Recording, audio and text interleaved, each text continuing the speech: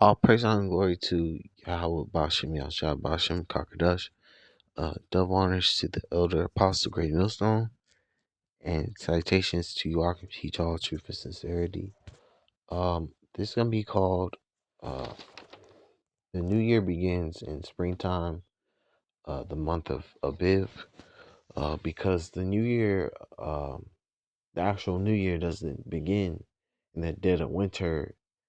It begins during around March, April, during the spring season.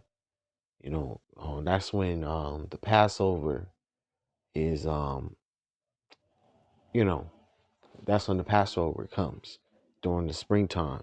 That's when fresh fruit, fresh vegetables, the animals come out from hibernation. Fresh barley is you know comes up and being picked. Um,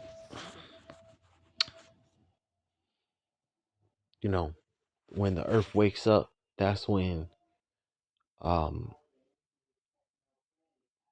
you know, the new year is. That's when the true new year. That's the true new year.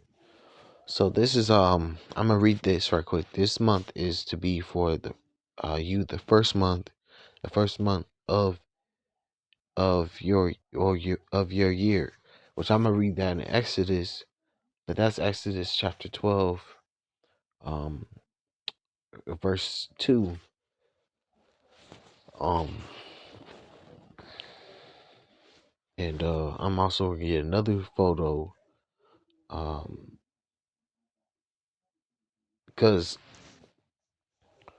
that this world is celebrating this new year, saying it's the new year 2026, and the new year doesn't begin in the winter, and basically they're honoring and celebrating that idol Janus.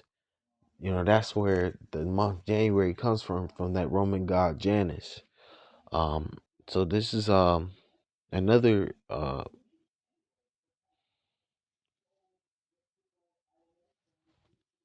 hold on, still going right. Okay, it says this is not the new year. Romans dedicated the month of January to the two-faced god Janus.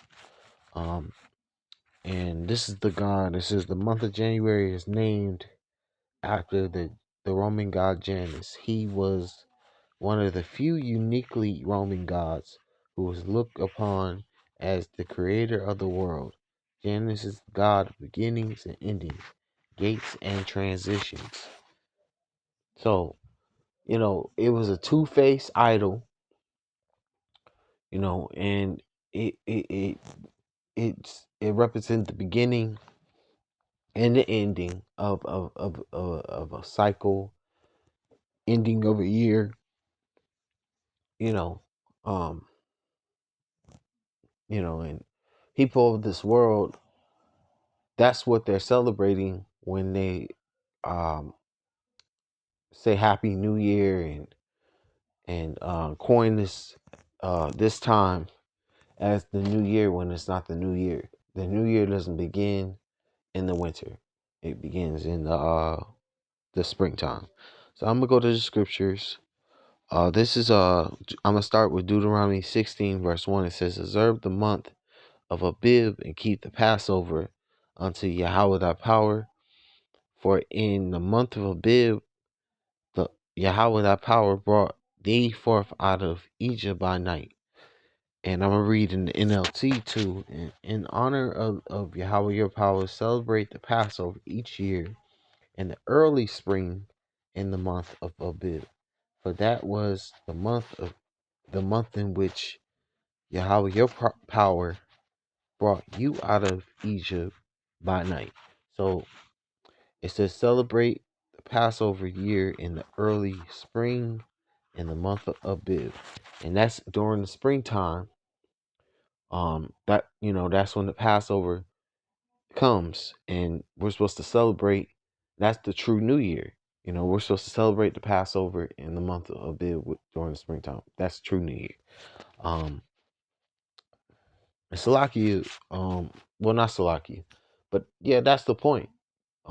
Because the New Year doesn't start, has never started, in ancient times in the winter. It always started in the spring. It always was in the spring. But in this time, we're going by the Gregorian calendar and the ways of this world. They're celebrating everything in the dead of winter, like that's the real New Year when it's not.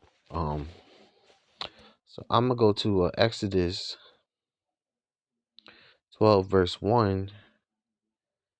This is Exodus 12 verse 1. It says, "And Yahweh spake unto Moses and Aaron in the land of Egypt, saying, this month shall be unto you the beginning of months. It shall be the first month of the year to you." And I'm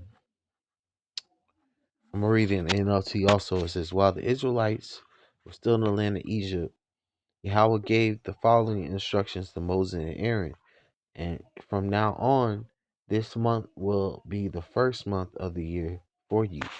So, those were instructions were given on from to our to Moses and Aaron while we were in Egypt, to celebrate um the first month of the year in the springtime, um uh which was the month of Abib, which I'm also going to get in Exodus 13.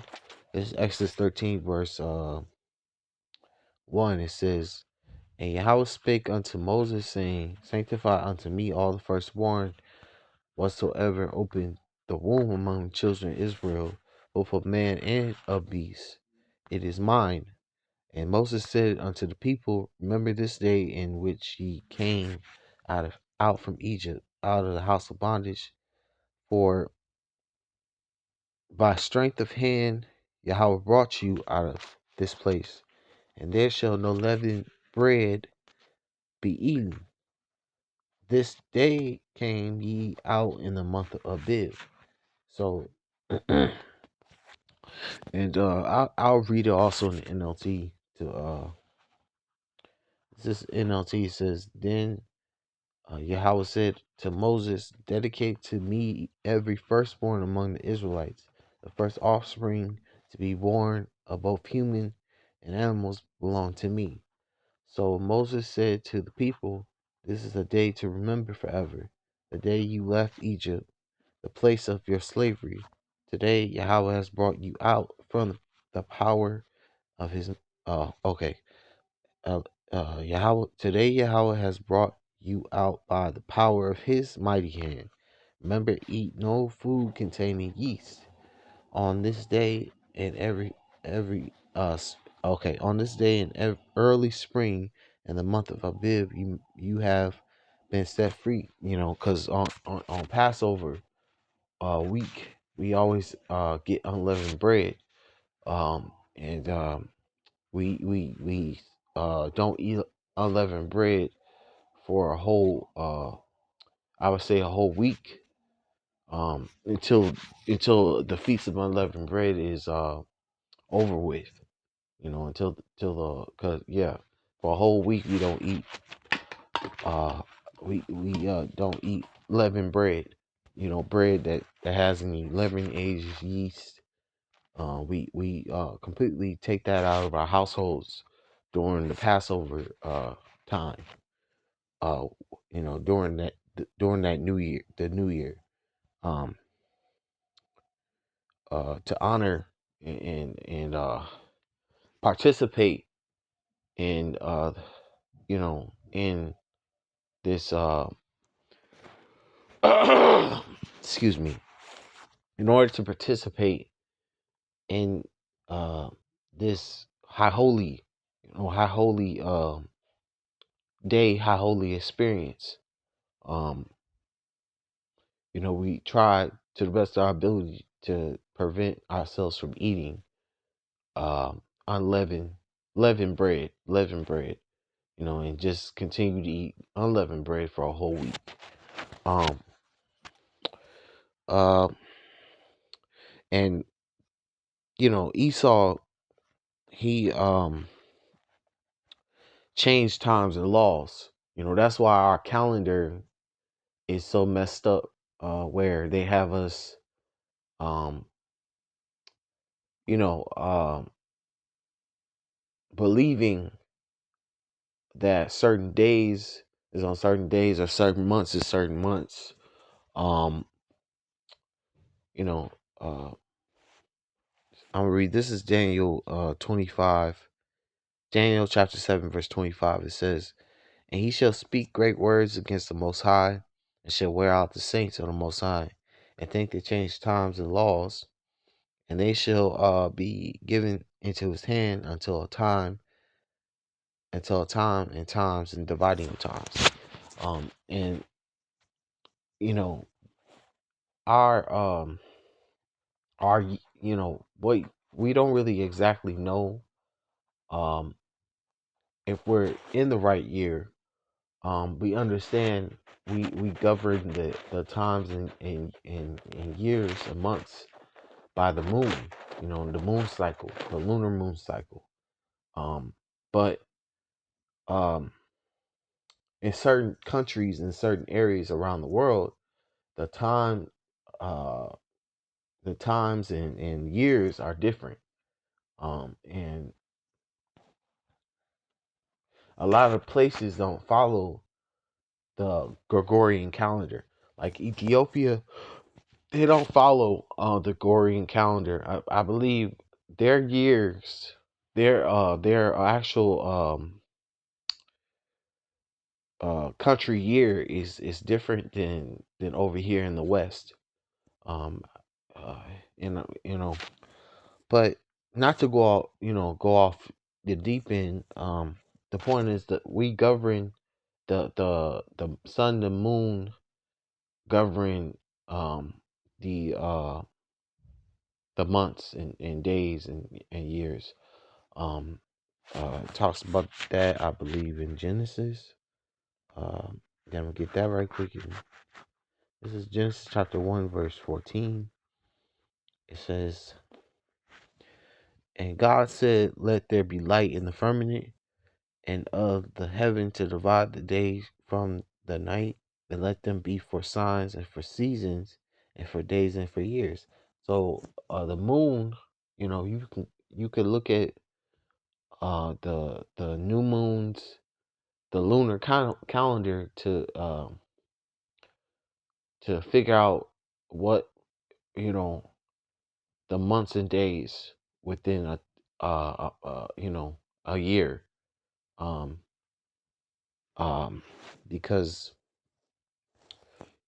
um I recently you know seen a video that said there's like 13 cycles, 13 moon cycles, 28 days within a year.